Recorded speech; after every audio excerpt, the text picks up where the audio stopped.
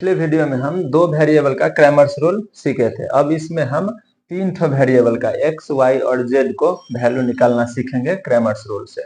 यहाँ भी प्रोसेस वही है कि पहले हम d इक्वल्स टू लिखेंगे।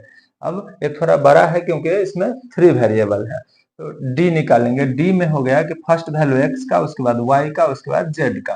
तो x का लिखेंगे 3 1 2 3 1 2, यानी कि सभी का कॉफिशिएंट हम लिखते हैं। x का कॉफिशिएंट, x का कॉफिशिएंट और फिर x का कॉफिशिएंट। सेकेंड में लिखेंगे y का कॉफिशिएंट, तो फर्स्ट में है 2, उसके बाद -3, उसके बाद 1। थर्ड में z का कॉफिशिएंट, तो z है 1 2 और उसके बाद -2। अब इसी तरह dx का लिखेंगे।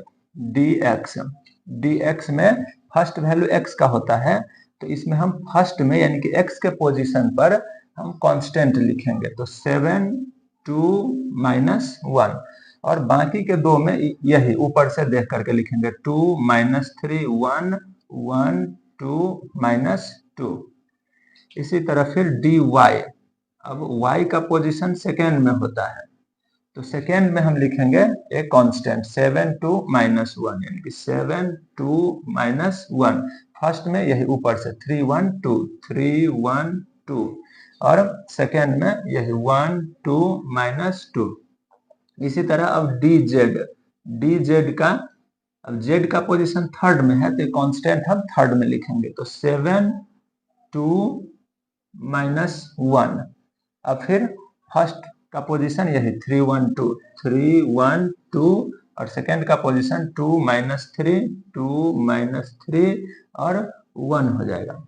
इसका डिटर्मिनेंट निकालेंगे, तो डिटर्मिनेंट इस तीन यानी कि 4 ठो है, इस चारों का हम डिटर्मिनेंट निकालेंगे। तो इसका फर्स्ट वैल्यू 3 लेंगे, तो अब जिस कॉलम में है 3 वो और जिस रो में है वो सभी छोड़ करके हम बाकी के जो होता है एलिमेंट वो लिखेंगे, तो 3 2 और 1 -2। इसी तरह अब हम सेकेंड वैल्यू माइनस में लेंगे, तो 2 है तो 2। अब इस कॉलम और इस रो को, तो 1 2 1 2 2 -2 2 -2। फिर प्लस में हम थर्ड वैल्यू लेंगे, तो है 1। अब इस कॉलम को और इस रो को, तो 1 -3 1 -3 और 2 1 2 1।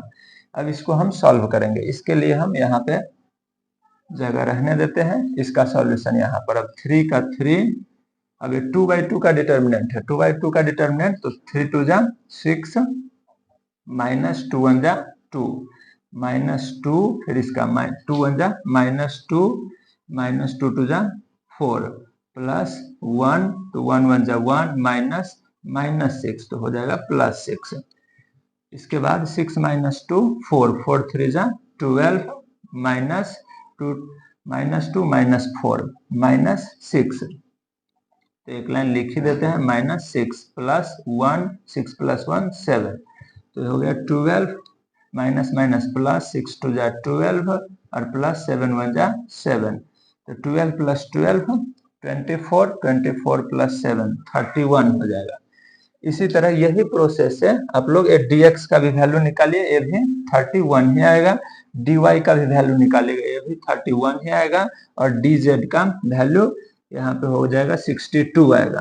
तो ये आप लोग रफ में कर लीजिए, उसके बाद हम फिर निकालेंगे x, y और z का वैल्यू। तो x का फॉर्मूला पिछले वीडियो में भी बोले थे कि x का फॉर्मूला dx/d होगा, तो dx का वैल्यू हमारा आ गया 31 बाई, और d का वैल्यू है 31, तो इसका 1।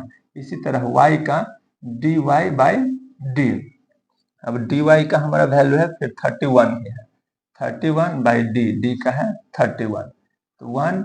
इसी तरह z dz/d, अब dz/d, dz का वैल्यू है 62, तो 62 डिवाइड d का है 31, तो 31 2 जा 62, तो 2। यही हो गया x का 1, y का 1 और z का 2। इसी तरह से हम कोई भी सिमुल्टेनियस इक्वेशन, चाहे 2 वेरिएबल का हो या 3 वेरिएबल का, हम इसी तरह से क्रैमर्स रूल लगा करके सॉल्व कर सकते हैं।